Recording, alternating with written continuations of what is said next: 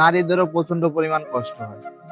একটা কথা আপনি ভেবে দেখেন, যখন একটা ছেলে মানুষের কোনো কষ্ট হয়, ফ্যামিলি থেকে কোনো আঘাত করে, ফ্যামিলি থেকে যদি তাকে কোনো কথা শোনায়, তখন তার জন্য বন্ধু সমাজ আছে, বন্ধু মহল আছে, সেখানে গিয়ে তাদের সাথে আড্ডা দেয়, মন মানসিকতা ভালো করে।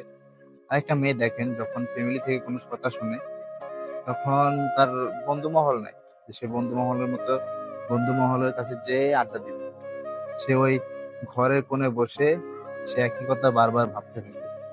হয়তো আপনারা সবসময় বলেন যে মেয়ে মানুষ এক কথা নিয়ে পড়ে থাকে, কিন্তু ভাই দেখেন, মেয়ে মানুষের কথা শেয়ার করার মতো বন্ধু বান্ধব নাই, তার বন্ধু মহল নাই, যে তার বন্ধু বান্ধবের কাছে যে সে আড্ডা দিবে, সব কথা শেয়ার করবে।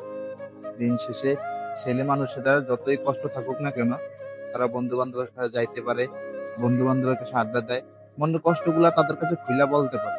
কিন্তু একটা নারী ততটাও স্বাধীন না, যতটা স্বাধীন সবাই ভাবে।